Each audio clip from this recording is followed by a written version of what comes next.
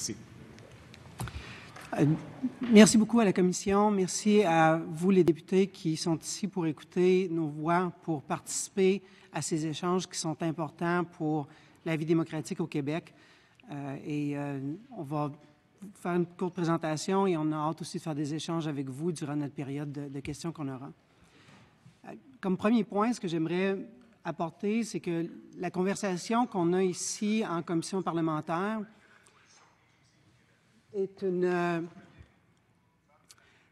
conversation qu'on a depuis plus de 10 ans à la Fédération des femmes du Québec. On avait pris une première position en 2009 et depuis ce temps-là, on a eu la chance de faire évoluer notre position. Donc, bien qu'on avait une position en 2009, on n'est pas resté stagnante avec et on a évolué, on a continué à avancer et on a continué à comprendre mieux les enjeux. Ce qui a été au centre de notre capacité d'avancer et de voir les choses différemment de celles qu'on avait en 2009 est fondamental au féminisme de la Fédération, qui est d'écouter les premières concernées.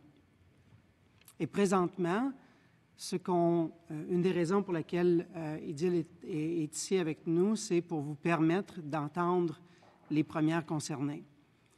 Ce projet de loi-là, pour nous, est un projet de loi qui vise particulièrement les femmes musulmanes. On le voit dans les débats depuis qu'on a commencé ces conversations-là, que les femmes musulmanes vivent les contre-coups de nos conversations sur la laïcité depuis plus de 10 ans. À chaque fois que ça revient un enjeu, les femmes doivent vivre les impacts de nos conversations. Pour nous, attendu que les femmes musulmanes sont celles qui sont visées depuis longtemps, sont celles qui auront des impacts significatifs. Pour la Fédération, ce projet de loi-là qui est présenté est un projet de loi qui est fondamentalement sexiste. Il est sexiste parce qu'un des points fondamentaux du féminisme au Québec, du mouvement féministe au Québec, est le concept de « nos corps, nos choix ». De tous les temps, depuis le droit de vote, au droit à l'avortement, aux conversations qu'on a aujourd'hui, nos corps, nos choix reste un principe fondamental qui est important pour nous toujours à garder en tête. Et le projet de loi qui est présenté ici est une attaque directe au choix des femmes et à leur corps. De la même façon où est-ce que la Fédération va toujours soutenir les femmes qui ont une imposition de quoi que ce soit, on va aussi soutenir les femmes lorsque les États, lorsque les provinces, lorsque les institutions, lorsque les entreprises imposent des restrictions à leur corps et à leur choix. Ce qui est fait ici présentement est inquiétant pour nous parce que ça ouvre une brèche sur les droits fondamentaux et spécifiquement sur les droits fondamentaux des femmes.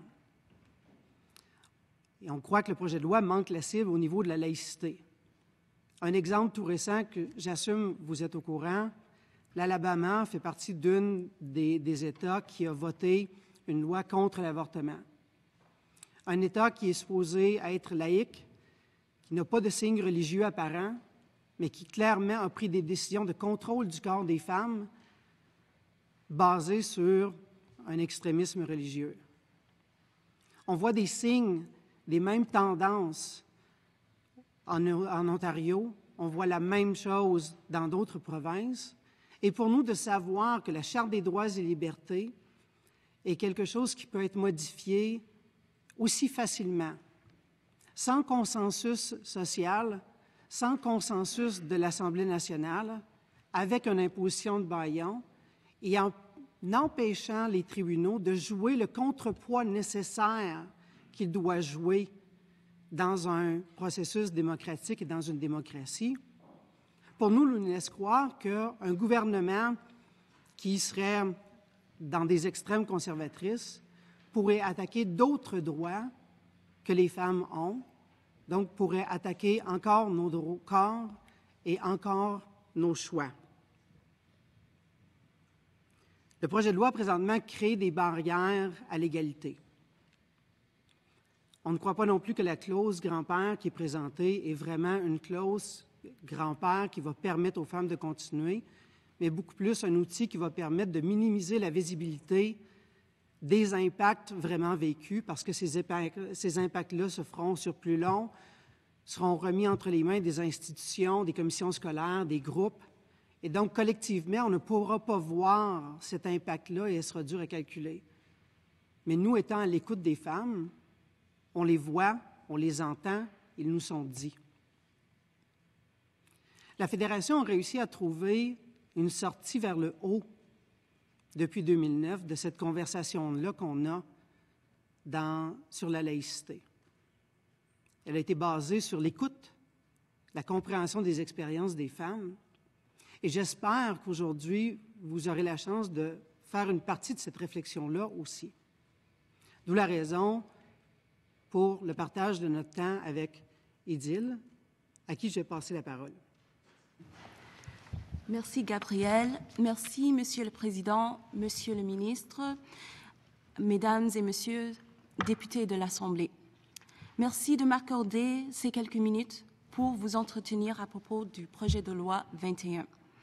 Je regrette seulement que plus d'associations représentant les minorités religieuses du Québec n'aient pas été invitées à s'exprimer, compte tenu qu'elles seront les plus affectées par cette loi. Je suis ici devant vous en tant que citoyenne qui appartient à plusieurs groupes minoritaires. Je suis une femme, je suis noire et je suis musulmane. À cause de qui je subis plusieurs barrières en termes de la discrimination. Toutefois, j'ai réussi à compléter un bac en philosophie en sciences et sciences politiques à l'Université de McGill, où j'ai commencé mes études avec 8 bourses de mérite. Hier, il y avait le lancement d'une consultation sur le racisme systémique à Montréal. Un pas important pour reconnaître les effets négatifs que les institutions peuvent avoir sur les expériences vécues des citoyens et citoyennes quand la discrimination est validée par les lois et les politiques de l'État. Entre-temps, ici à l'Assemblée nationale du Québec, on est en train de légiférer un nouveau plafond de verre qui empêchera les femmes musulmanes, entre autres minorités religieuses, d'atteindre des postes d'autorité ou d'être enseignantes. Durant ces auditions parlementaires, on a dit que la loi 21 est une continuation de la Révolution tranquille, un héritage du passé. On a aussi dit que la loi 21 représente la culmination inévitable du mandat de la CAQ, un consensus. Mais on n'a pas encore parlé du futur. Alors, je suis ici pour parler du futur de Québec. Je représente aussi le futur de cette nation, intelligente, intégrée, contribuant d'une façon positive à ma société, ayant la confiance de mes pairs, utilisant ma voix non pour renforcer les préjugés de la majorité envers l'autre, mais pour créer l'espace pour le dialogue. Là, je m'adresse directement au gouvernement de la CAQ. J'ai l'intention de briser ce plafond de verre que vous êtes en train de construire, qui va amoindrir mes options et va me stigmatiser dans la société. Si ça me prend 5, 10, 15 ou 20 ans, je briserai ce plafond de verre et tout autre plafond de verre qui m'empêcheront d'atteindre mon potentiel. Monsieur le ministre, j'aurai une position d'autorité et je serai plus juste que vous et je nuirai pas aux intérêts d'une minorité déjà vulnérable dans l'exercice de mes fonctions. Pour conclure, l'élément la plus importante que cette loi n'a pas pris en considération, c'est une femme comme moi, parfaitement soumise à ma propre volonté, avec aucune intention de me reculer de l'espace public ou de me récuser d'une position d'autorité. Maintenant, j'aimerais lire quelques témoignages des femmes qui seront affectées par cette loi. Messadi, enseignante, je vis dans la stress quotidiennement. Je ne pourrai pas changer de commission, je ne pourrai pas postuler pour un autre poste. Messadi, dès mon arrivée au Québec, je me suis très bien intégrée. J'ai fait toutes les démarches nécessaires pour avoir mon permis d'enseigner. J'ai investi mon temps et mon argent. C'est inhumain, c'est discriminatoire de m'interdire d'enseigner parce que je porte un signe religieux. Jaoudi, enseignante, ça serait la précarité financière. car je contribue financièrement dans l'éducation de mes enfants. De plus, comment expliquer à un enfant que sa maman est discriminée dans la société parce qu'elle a fait des choix? Merci.